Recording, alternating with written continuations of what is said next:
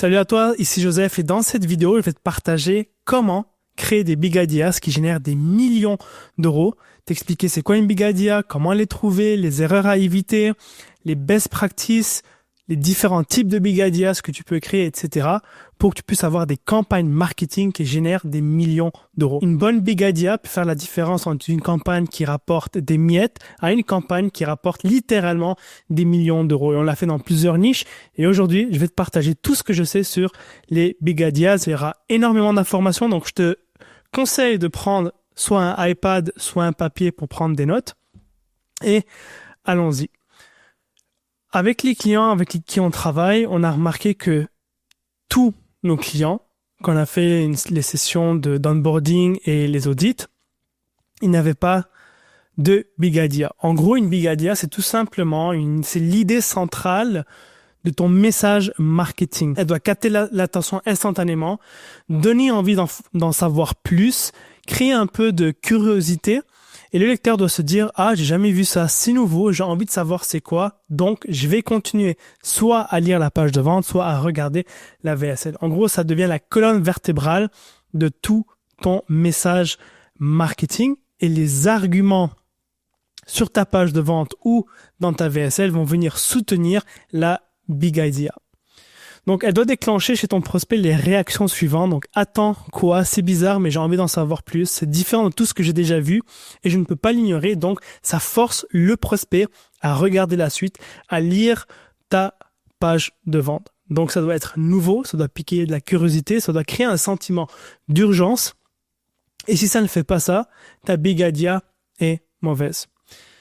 Donc, comment faire pour trouver des big ideas? La première chose à faire, c'est de faire une recherche d'avatar approfondie.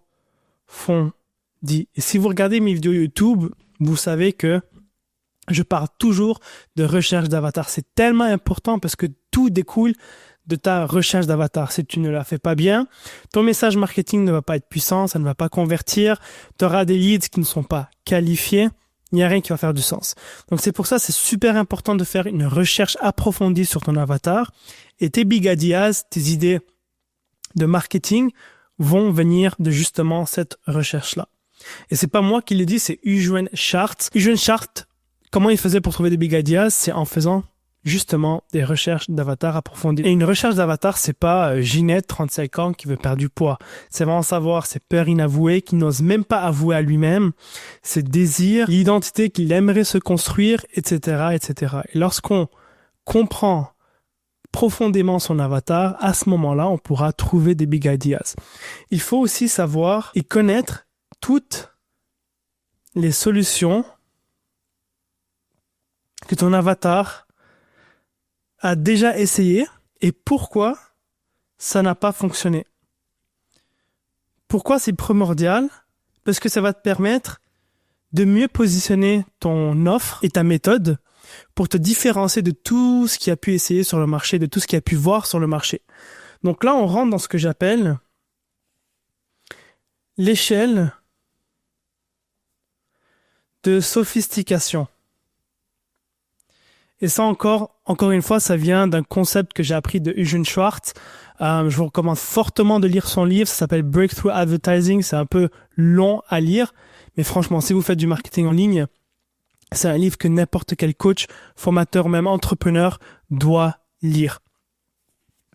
En gros, je vous ai fait un petit schéma ici pour vous expliquer un peu le niveau de sophistication. Le niveau de sophistication, c'est tout simplement le niveau de saturation du marché. Donc, c'est à quel point ton prospect a été exposé au même message marketing. Donc, s'il a vu la même solution, la même promesse plusieurs fois et que tu arrives avec quelque chose de similaire, il va tout simplement ignorer ton message et passer à autre chose. C'est pour ça que c'est important d'avoir une big idea qui est nouvelle, qui pique la curiosité, qui donne envie d'en savoir plus. Et comment tu fais cela? C'est en apportant un nouveau mécanisme, une nouvelle méthode qui n'a jamais essayé auparavant. Okay? Donc, quand il n'y a aucun concurrent, ce que tu peux faire dans ton message marketing, c'est d'être beaucoup plus direct. Donc, tu vas adopter un ton que j'appelle direct, tout simplement. Donc, tu peux expliquer pourquoi ce qu'a essayé n'a pas fonctionné et proposer ta solution, tout simplement. Quand il y a peu de concurrents, Donc, il va y avoir d'autres personnes qui font des promesses simples. Donc, il faut juste faire un peu mieux ou différent. Il y a aussi beaucoup de concurrents. Donc, marché saturé, je pense, en 2025, on se retrouve à ce niveau-là. Donc, ton prospect, il est beaucoup plus éduqué, il est beaucoup plus sophistiqué. Il a déjà été exposé à beaucoup de messages marketing et de promesses. Donc, il connaît les promesses. Ce qu'il faut faire, c'est ajouter des nouveaux mécanismes. Et je vais vous expliquer comment faire ça dans un instant. Marché très saturé, ensuite marché ultra saturé. C'est là que tu vas utiliser un ton super indirect pour parler de ta méthode et expliquer ta méthode. Donc, en gros, plus on va dans un marché saturé, plus il faut adopter un ton qu'on appelle indirect. Et plus on se tend vers un marché qui est moins sophistiqué, donc où il n'y a aucune concurrence, on va adopter un ton qui est direct. Donc on a un client en ce moment, il est dans une niche particulière et je pense qu'il est un des seuls qui fait du high ticket dans sa niche. Donc lui en ce moment, il n'a aucune concurrence et dans son message marketing, il est assez direct et ça fonctionne très bien. Pourquoi? Parce qu'il est dans un océan bleu.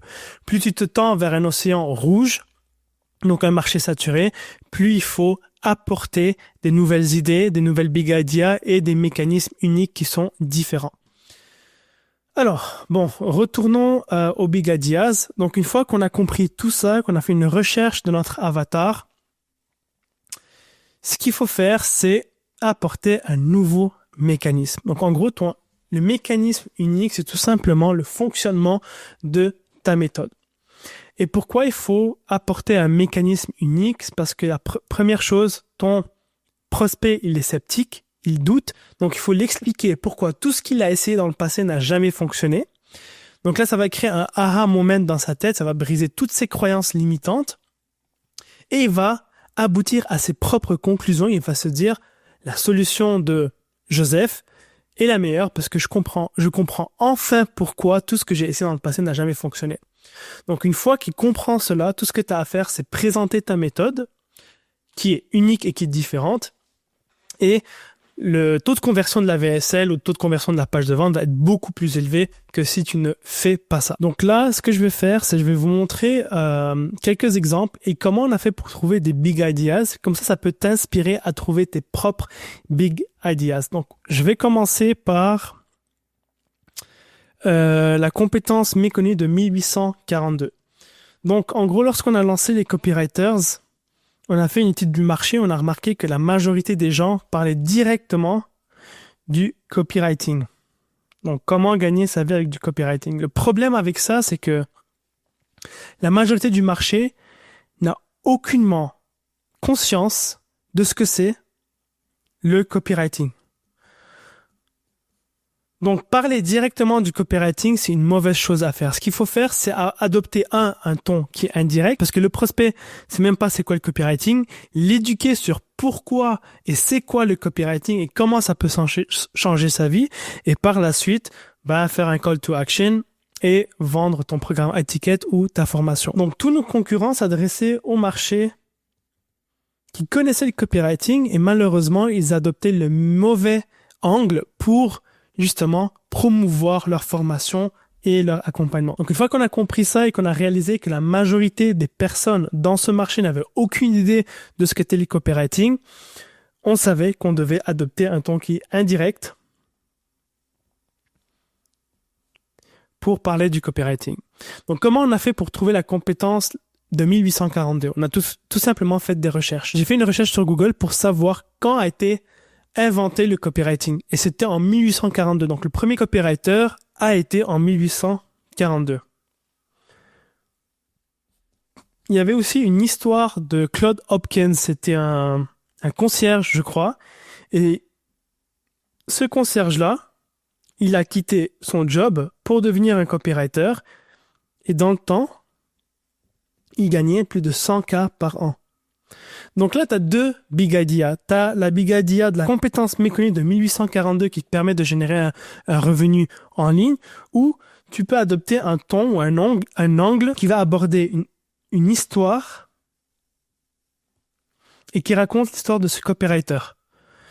Nous, ce qu'on a fait, on a décidé de choisir la compétence méconnue de 1842 et ça a très bien fonctionné. Ensuite, ce qu'on a fait, on a changé de big idea et on est parti sur la méthode du fichier Word. Encore une fois, ça a super bien fonctionné. Et comment on a fait pour trouver cette big idea? Très simple. On s'est posé la question, c'est quoi le job d'un copywriter? C'est tout simplement écrire sur un fichier Word. Donc, on l'a nommé la méthode du fichier Word qui permet de générer des revenus supplémentaires. Donc, ça, c'était un peu notre méthode pour trouver les big ideas pour les copywriters. Ensuite, ce que je vais faire, c'est je vais vous partager comment on a trouvé les big ideas d'un des clients qui coach des cyclistes. Donc, en gros, on avait deux big ideas. Tu avais la première big idea qui s'appelait zone fantôme. Et ensuite, tu avais une autre big idea, fibre musculaire dormante. Donc, quelle est la différence entre les deux? Donc, si je retourne sur mon document, j'ai l'exemple un peu plus bas. Donc, en gros, encore une fois, il faut comprendre son avatar, comprendre c'est quoi son problème et c'est quoi ses objectifs. Les deux big ideas ont la même promesse et permet au prospect d'atteindre le même objectif, mais l'angle qui est utilisé est différent. Donc, zone fantôme, c'est tout simplement que le prospect ou bien le cycliste pédale dans la zone fantôme qui sabote sa progression et qui l'empêche justement d'ajouter des watts. Le problème, c'est qu'il pédale dans des zones qui sont inexistantes, qui ne le permet pas d'ajouter des watts. Donc, le mécanisme unique de la solution, c'était la méthode des 3 zones précises qui permet justement au cycliste de pédaler dans 3 zones précises qui va le permettre d'ajouter des watts. Ensuite, la deuxième big idea, c'était la fibre musculaire dormante qui empêche les cyclistes d'ajouter des watts. Cette big idea-là n'était pas la meilleure parce que l'avatar n'ont pas ce côté analytique ou scientifique. Ils préfèrent quelque chose de beaucoup plus simple, un langage qui est beaucoup plus simple, une idée qui est beaucoup plus simple à comprendre. Donc, on a décidé de prendre la zone fantôme. Comment je fais pour trouver la fibre musculaire dormante? En faisant tout simplement des recherches et en tombant sur une étude, je crois, ou une recherche qui disait que la majorité des cyclistes qui n'arrivent pas à augmenter ou à ajouter des watts, c'est parce qu'ils n'activaient pas une certaine fibre musculaire. J'ai tout simplement mis dormante pour faire ça à nouveau sexy. Voilà, donc c'est exactement comme ça qu'on fait pour trouver des big ideas, pour se différencier des autres, pour trouver des mécanismes uniques et pour justement convaincre le prospect et lui montrer que votre méthode, c'est la meilleure. Donc, je vous conseille fortement, avant même de lancer une campagne marketing, avant même de lancer des ads, faire une recherche d'avatar et par la suite, brainstorm sur les différents types de big ideas que vous pouvez utiliser. Et par la suite, il suffit tout simplement de tester sur le marché, de voir laquelle fonctionne le mieux. Donc, ce que vous pouvez faire avant même de dépenser un budget sur les ads, c'est d'envoyer des emails. Et chaque email a un angle différent, donc une big idea différente, et de voir laquelle vous rapporte le plus de clics, le plus de calls et le plus de ventes. Et par la suite, adopter cette big idea-là qui a le mieux performé et l'utiliser dans vos VSL, dans vos ads, etc. Donc voilà, j'espère que tu as aimé cette vidéo. Si tu as des questions, n'hésite pas à les poser en commentaire et on se voit dans une autre vidéo.